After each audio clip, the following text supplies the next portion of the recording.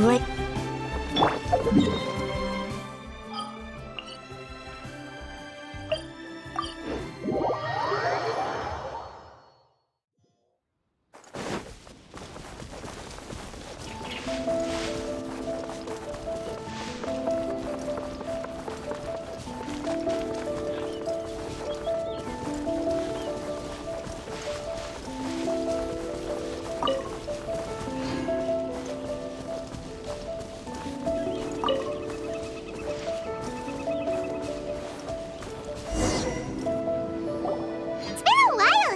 First set foot on Inazuma. So many things have happened since then. Yeah, we've definitely made some progress on our journey. So, where should we go today? Huh? What's up?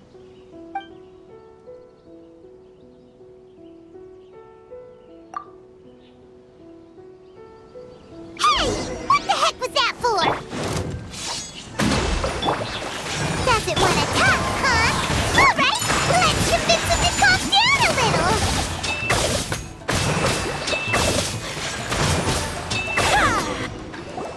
Huh?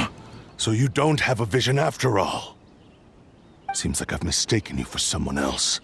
At the very least, you should make sure you've got the right person before you go attacking them. No, wait. Even when you've got the right person, you shouldn't go attacking them out of the blue. It's dangerous. Have you ever met someone by the name of Kaedehara Kazuha? He carries a sword just like you. I've also heard that he possesses an animo vision. That's none of your business. Never mind. You don't look like you know anything anyway. I'm wasting my time. What the heck is this guy's problem? Coming around here, waving that weird sword in our faces, and he didn't even apologize. Seems like a real nutcase. Well, one thing's for sure. No way are we telling him anything about Kazuha. Hey! Don't be mean! I'm on smart lots of the time! Anyway, just to be on the safe side, we should go find Kazuha right away and tell him to watch his back. Oh? What kind of hunch? A special connection? You mean beyond already knowing each other? Yeah, maybe a little. But then again, most people look pretty much the same once they start fighting, so that doesn't really prove anything. Anyway, there's no time to lose. Let's go tell Kazuha so we won't get into any danger. Paimon heard that the Crux fleet is stocking up in Rito at the moment. Let's look for him there.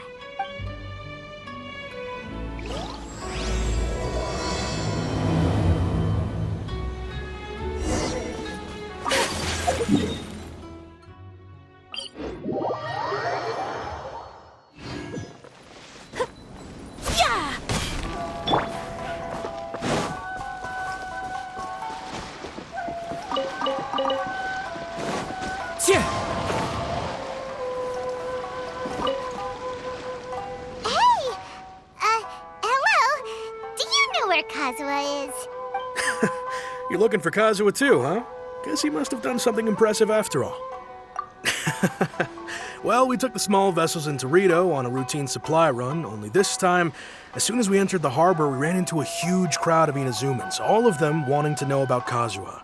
If it's because of that battle on Nezuchi Beach, Captain Beidou had a great run there too, but I don't see her getting this kind of attention. Kazuha keeps to himself most of the time. In fact, there are times when he doesn't even listen to the captain, but she just laughs it off. Oh, so you still don't know what he did? I've heard bits and pieces. Something about him blocking the Raiden Shogun's Muso no Hitotachi. Is it really as big a deal as everyone's making it out to be? Really? Wow. When you put it like that, it all makes sense. In that case, his newfound stardom is well deserved. He was called away earlier by some people from the Tenryou Commission. They said they had something important to discuss with him. I thought they'd come to arrest him at first. Turns out they couldn't have been friendlier to him. Seems like they really respect the guy. Just a little while ago, this would have been completely unimaginable. Thank you! Guess we'll go pay a visit to the Tenryou Commission. All right then. I'll just stay here and carry on trying to fend off the crowd.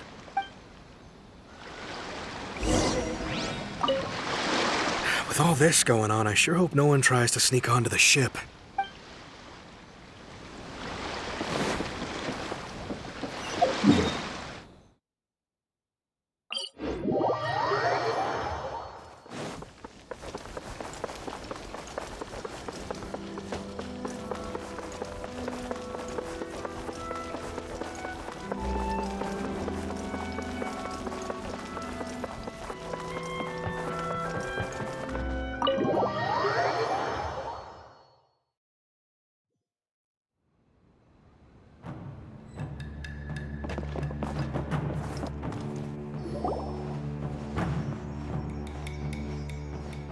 Oh?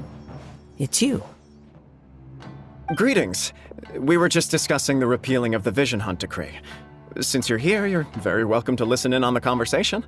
We invited Mr. Kaedahara here to extend a gesture of goodwill on behalf of the Shogunate. Your hard work has secured for us the agreeable state of affairs that we now enjoy. Also, I've been granted the chance to correct my clan's past mistakes, and for that, I'm deeply grateful. The Almighty Shogun has issued a large array of directives aimed at resolving, or at least easing, the tensions that have built up over the years. The Tri-Commission has made the recommendation to use this opportunity to restore the honor of the Kaedahara name. Regarding the history of the Kaedahara clan, I trust that you're already somewhat informed? In short, there was once a group of select bladesmiths who served the Shogun directly, responsible for upholding and further developing the traditional blade forging arts of the Almighty Shogun. The Kaedahara clan belonged to this class, but there came a time when some of these bladesmiths revolted and fled to Snezhnaya. Both the Kaedahara and Kamisato clans were held accountable for lax oversight and entered a period of great turmoil. We later learned that the whole misadventure had been secretly orchestrated by the Fatui. Attributing all of the blame to the Kamisato and Kaedahara clans was neither proper nor just. Considering Mr. Kaedahara has once more made an outstanding contribution to Inazuma, the Almighty Shogun believes he should not only be rewarded for his achievements, but also receive recompense for the excessive punishment borne by his clan in the past.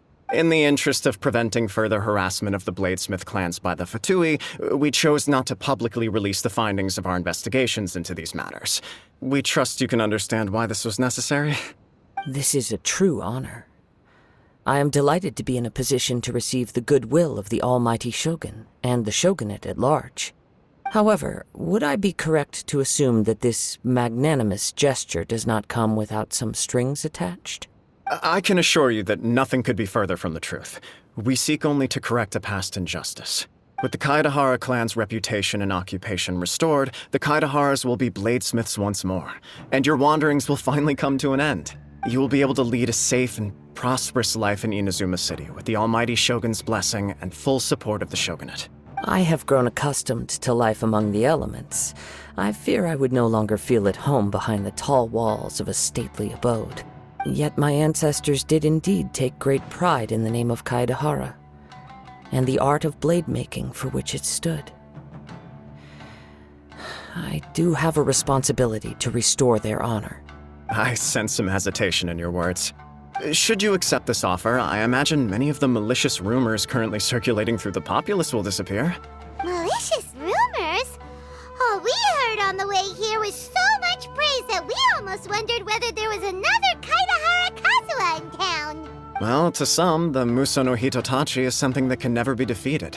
They cannot accept the idea that Mr. Kaedahara really parried the Shogun's strike.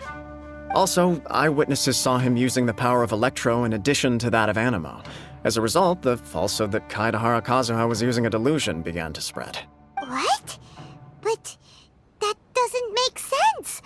Using a delusion turns you old and frail, and Kazuha still looks fine. That is correct. However, to some people, the idea of a single person wielding two elements at once is a more inconceivable notion still. This is just one of many similar rumors.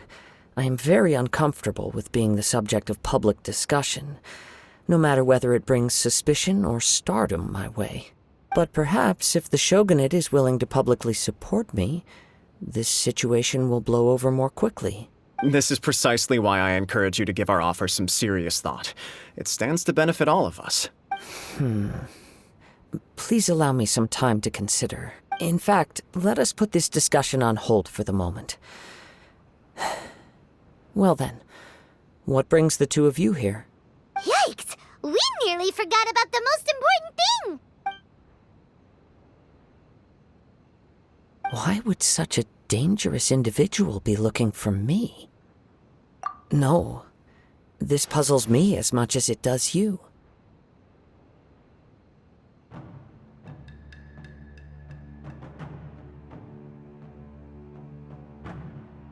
My fighting forms were taught to me by my family, based on techniques originally developed for blade testing.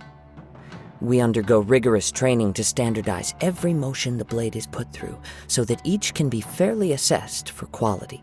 Over time, these techniques came to form something of a Kaedehara sword art, focused on blade testing, but with a full repertoire of combat forms. Those forms are quite different from the more practical ones typically used by samurai in battle. So it's hard to imagine that the similarity you speak of was coincidence alone. All the more reason to watch your back! This guy was a serious nutcase. Indeed. He sounds highly aggressive. Anyone he targets is at risk of serious injury, or worse. In that case, I will send some men out immediately to search for him. Thank you. I must say I am now very curious about this matter, and I will also need some time to consider your offer. I will first join the Traveler in investigating the one who attacked him, then give you a conclusive answer upon my return. Very well. Please stay safe. Come on. Let's go and track down your aggressor. The detective agency knows the most about what goes on in town. Let's see what Ryuji has to say. Please, be careful during your investigation.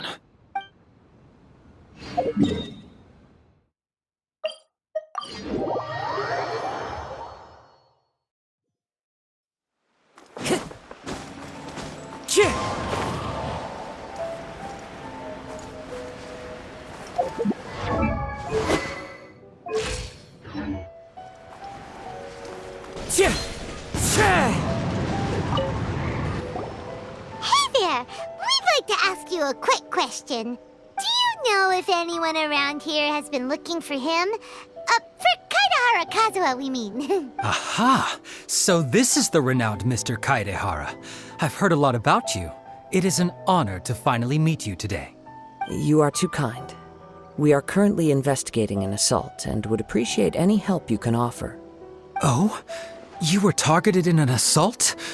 Let me think. I can't seem to recall anything of immediate interest. Mr. Kaedehara is currently the talk of the town, so there are always a lot of people looking for him. To be honest with you, our detective agency has recently been receiving many inquiries from people wishing to obtain Mr. Kaedehara's personal information. Some of them were offering us millions of mora just to gather the information they want. If these were more legitimate commissions, Sango would have snapped them up in an instant. Millions? Of mora? Whoa! Oh, wait. Even at that price, you probably still shouldn't. Please, accept my thanks for looking out for my privacy. Of course. No matter what, we only take on legitimate cases. We don't make our money by revealing details of other people's day-to-day life just for the sake of it. Sorry, I got a little off topic. What I'm really trying to say is, it doesn't surprise me that a complete stranger is looking for Mr. Kaedehara. But I wouldn't know where to begin if we want to connect this with an assault. Then let's put that connection aside for now. Have there been any other attacks or similar incidents recently that stand out as particularly unusual? The Tenryo Commission had very few leads, and I thought you might have some information from different sources. It's true that the commissioners aren't clued up about every little thing that goes on out in the streets. But typically, it's only the most trivial events that manage to escape their attention. If anyone had been out there attacking people, that would be assault, in which case the Tenryo Commission would absolutely get involved. That does make sense. Uh-oh. Looks like the trail's already run cold. I still find it difficult to believe that whoever attacked you hasn't been causing any trouble elsewhere. few people possess your prowess in battle. So unless you were the first person he targeted, someone is certain to have been hurt by now. I am well aware of your talents. There is no need to be humble around me. In fact, I'm quite relieved that you were the one he targeted. It would cause me great grief to see someone become critically injured or lose their life because of me. For the poor victim, this would be a completely senseless crime. Don't worry, we'll find him. It seems you are every bit the selfless hero they make you out to be, Mr. Kaedehara. Surely this same concern for your fellow man is what drove you to fearlessly raise your blade against the almighty Shogun. You flatter me. Truth be told, I don't know quite what came over me in that moment. You are much too humble. Don't worry, I completely understand your concerns. I will try my best to gather whatever leads I can for you. Oh, actually, there was one strange incident over the last few days. It doesn't involve an attack, though. Let me tell you about it just in case. Sure. During times like this, the more information we have, the better. All right then. Recently, 2 people went missing from the city at around the same time. One of them is a pretty well-known collector, surnamed Nagato. The other, Amenoma Yuya, is a samurai from the Amenoma clan. Amenoma! Now there's a familiar name. Right. Yuya is the nephew of Amenoma Togo, the owner of Amenoma Smithy. 2 grown men going missing at the same time. Their cases are likely connected, but I don't know much in the way of details. I recalled this because Amenoma Yuya is also an accomplished martial artist who is skilled with the blade. Perhaps he is the one you are looking for. Understood, though it seems highly unlikely to me. I neither know this man, nor do I have any idea why he may wish to attack me. Sure, can't hurt. We never know what we might find out along the way. Thank you, Ryuji. We'll start by making some inquiries at the Amenoma Smithy. Sounds good. All the best with your investigation. I'll get moving shortly myself. Time to go.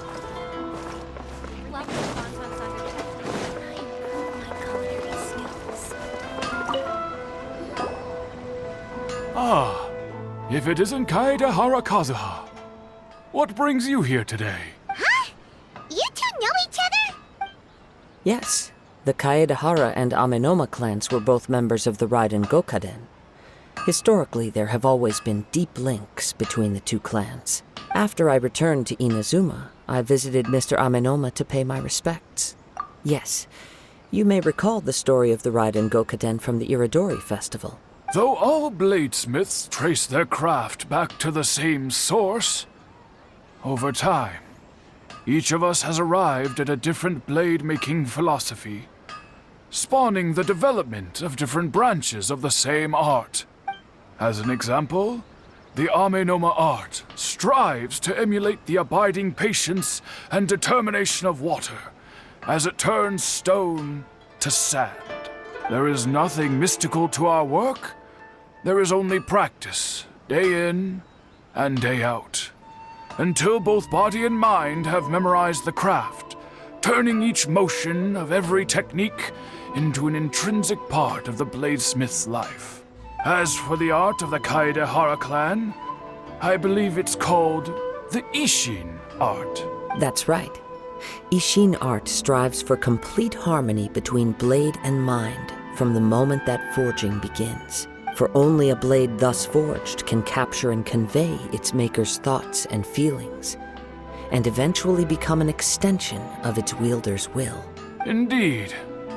Most samurai choose their blades, but an Isshin blade chooses its owner. You are, without a doubt, the most worthy wielder of an Isshin blade. It gladdens my heart to see that although the Kaedehara clan has fallen on hard times, its ideals and virtues are alive and well. You overestimate me. My actions are guided by my own personal sentiments, not by any noble aspirations on behalf of my clan. But let's get back on topic. The purpose of our visit today is to gather some information on your missing nephew. We hope to assist with the investigation. It may turn out that this case is connected to another we are pursuing. Ah, yes. My nephew. I reported the case to the Tenryo Commission, but I haven't heard anything back so far. He didn't say a word before he left, which is very unlike him. I'm still completely at a loss on what to make of it, but I've done what I can so far. Worrying is futile. All I can do now is wait for the news from the Tenryo Commission. We heard that there was a collector involved in the disappearance, too. Know anything about that? Yes. On the morning that Yuya went missing, he gave me a very cryptic look and said that he was going to give me a great gift. I believe he went to collect the item from Mr. Nagato after that. The next thing I heard was that a fire had broken out at the warehouse. And neither of them came back. Yes. Strange, isn't it? I wonder what could have caused it. Unfortunately, there was very little evidence left behind, so nobody knows what really happened. Do you have any thoughts on what Yuya may have wanted to give you? If I had to guess, it must have been some kind of rare weapon. Otherwise, there would have been no reason for him to get my hopes up. He's never been particularly interested in blade forging, but has always had a fondness for blade testing, and can sense even the most minute differences in blade quality. He is extraordinarily talented in martial arts, particularly when it comes to the art of the sword. Truth be told, we have some information that you may find to be objectionable. The person we are looking for, he attacked this friend of mine. Based on the evidence we have gathered so far, only Yuya seems to match the suspect's profile. What? No. Absolutely impossible. Yuya is not that kind of person. He is humble and kind. Even his training is done with the goal of calming his mind. He has never gotten into a fight before. Is that so? Yes. If there's one thing I can say for certain, it's that Yuya would never draw his blade without a very good reason. But, with that said, it's equally out of character for him to just disappear, with neither farewell nor fair warning. I also cannot know what course of action he might be capable of if coerced, or otherwise compelled by circumstances unbeknownst to me. Anyway, should you find him, please let me know as soon as possible. Don't worry. You have our word. From the sound of that, Paimon doesn't think Yuya was the one who attacked us as well. Yes. It sounds as if something happened when the two men met each other. Let's pay a visit to the Nagato household.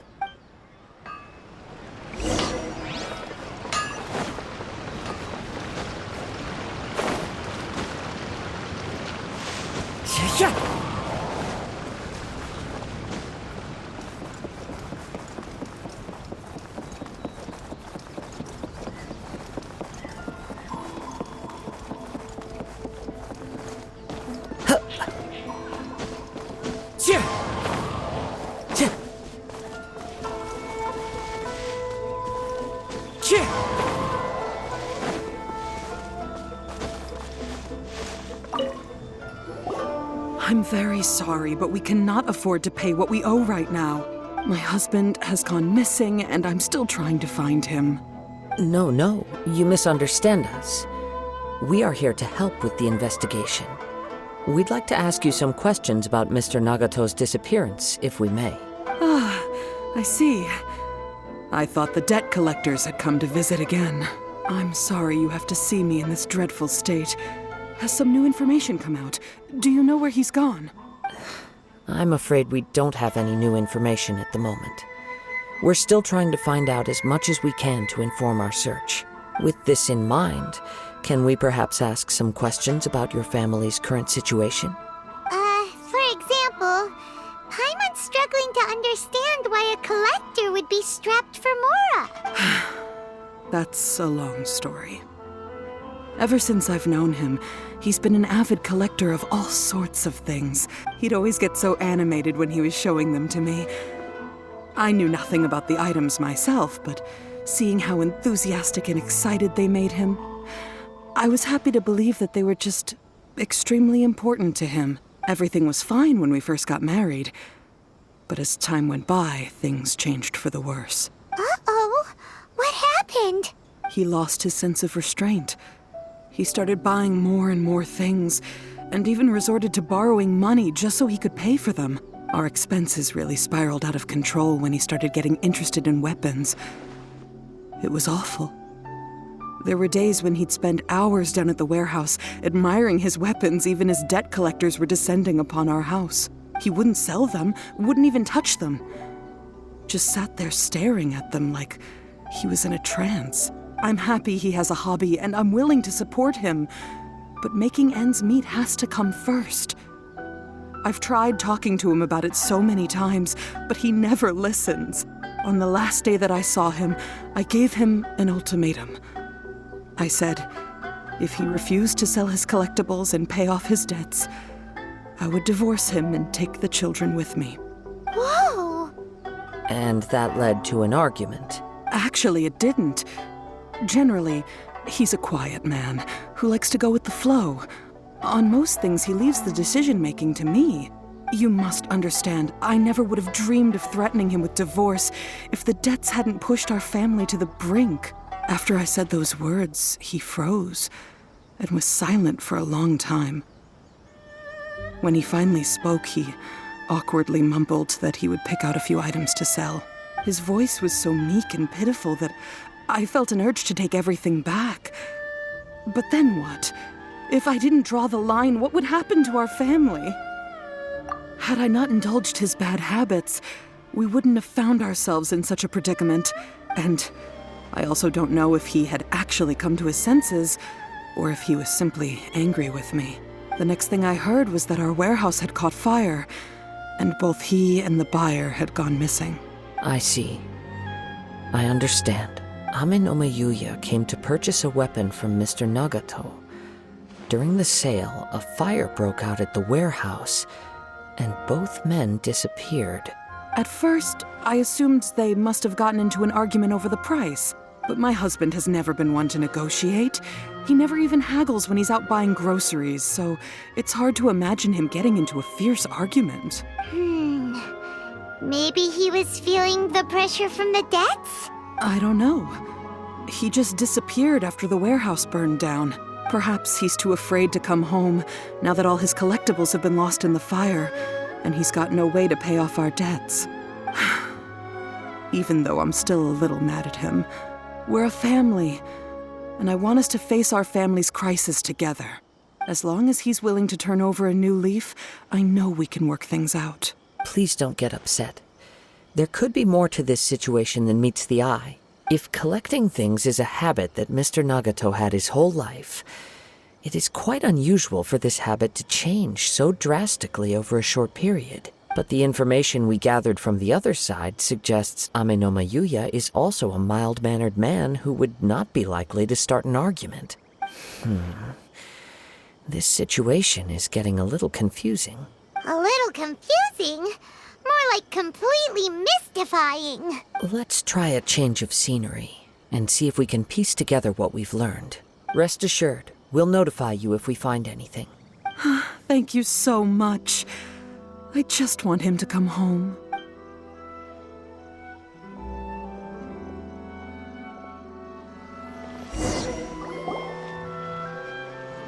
Based on the information we've gathered so far, I can only surmise that the sales meeting between the two men was somehow the catalyst for their disappearance. The fire at the warehouse likely played a part in how the situation unfolded, though its exact role is a mystery. Do you have any thoughts? Well, Paimon was thinking that maybe someone accidentally knocked over an oil lamp and... Nope, never mind. Paimon's brain needs to rest for a while. Over to you. An interesting explanation. I was also considering this possibility. Ame no Mayuya is an expert on swords. He could have noticed some problematic details about Mr. Nagato's collectibles. Maybe he recognized a blade as a fake, or a well-known stolen item. Either way, after arguing about it, the two men agreed to hide the truth of this matter.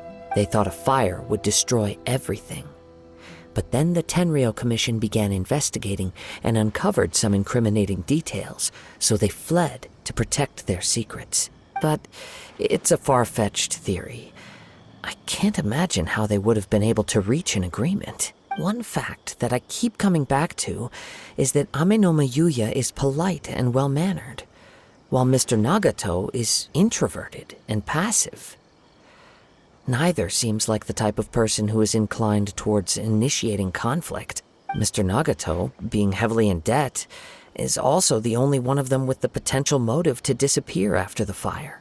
The more I ponder it, the more puzzling it becomes. Just what could have happened there? Right. Although the time frame seems to broadly match, no other details that we've learned seem to link the two events together.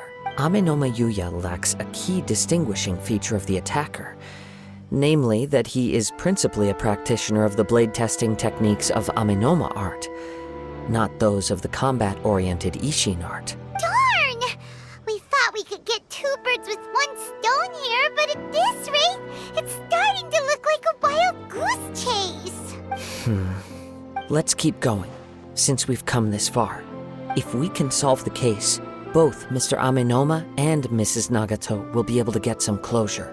Okay, but where should we go now? Let's head out of the city and check out the warehouse. There's still a chance we may be able to find some shreds of evidence.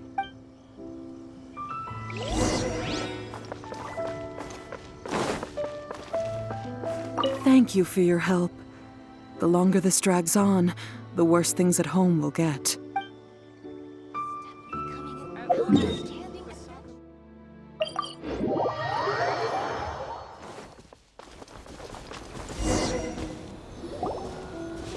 Wait. I hear something ominous in the wind. Oh! This must be another one of those sounds that only you can hear. As sketchy as that whole thing seems, you did put it to good use when we were chasing down that vision thief at Beto's tournament, so... Now I'm picking up a strong scent in addition to the sound. It's right around here somewhere. But there's nothing here. It's gone now, but I can still sense the direction it left in. It felt very much like that ancient presence in Inazuma. The remnants of the Tatarigami. Indeed. But this unexpected spring of inauspicious energy may prove to be of benefit to our investigation. We should remain vigilant and approach slowly.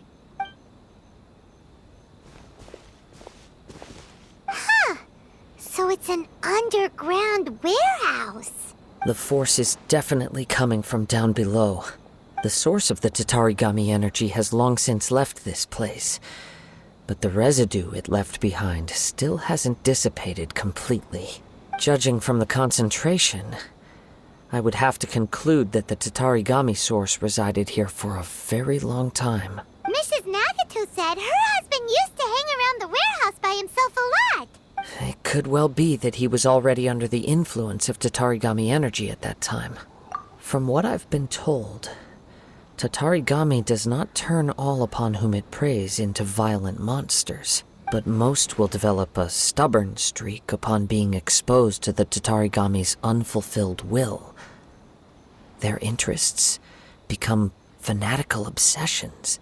Mr. Nagato had an interest in collecting to begin with. The influence of Tatarigami could explain why he became an obsessive hoarder, amassing more and more possessions, even as he put himself in grave debt. So what should we do now? Go down and take a look? Step back.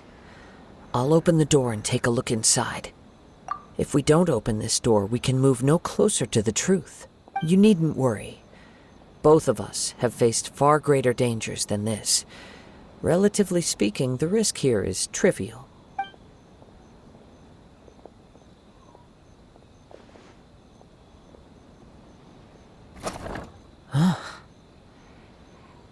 What's down there?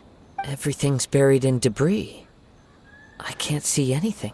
It looks like the fire caused a cave-in, reducing the entire warehouse to rubble. That was too scary! Paimon was so sure that the warehouse boogeyman was about to jump out at us! All we can do now is keep searching in the direction that the Tatarigami energy source left this place. 2 ordinary humans, entangled with the Tatarigami. I fear much misfortune has already befallen them. Yes, let's go. If nothing else, it's vital that we find out where this Tatarigami energy is coming from. Quiet your mind and focus on what you sense around you. Perhaps you too will perceive its ominous presence in the wind.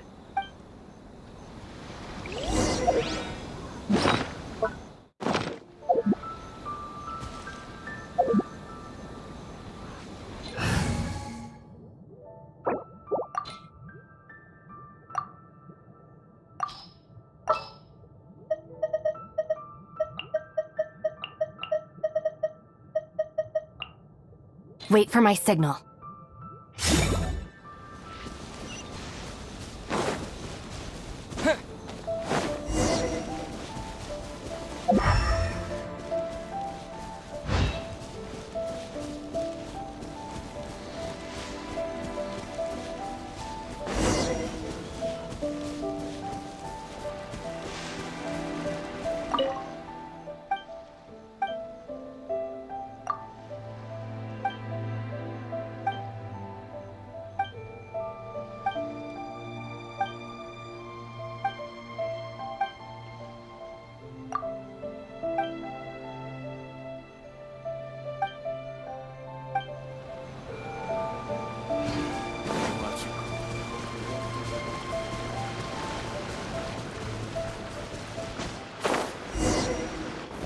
From this point, the trail appears to split into 2. The main source of the Tatarigami energy continued on into the distance, but a small portion remained here, and seems to be dissipating slowly. Quite possibly. Let's search the area.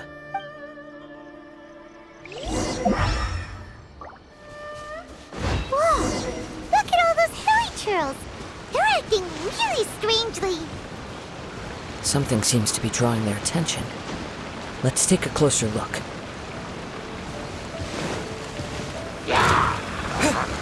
Propagate! Hold the line!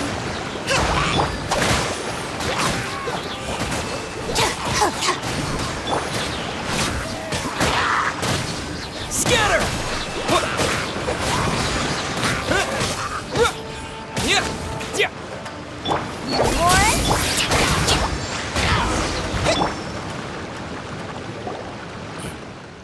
It's...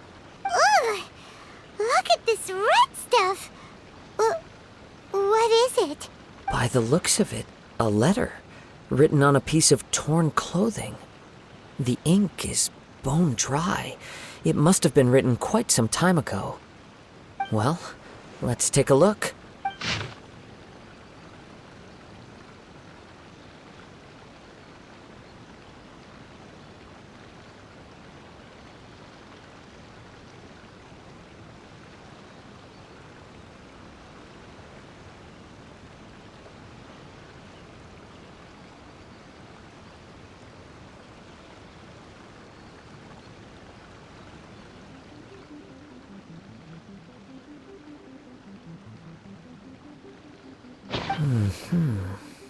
According to this letter, a conflict arose because Amenoma Yuya wanted to seize a blade belonging to Mr. Nagato.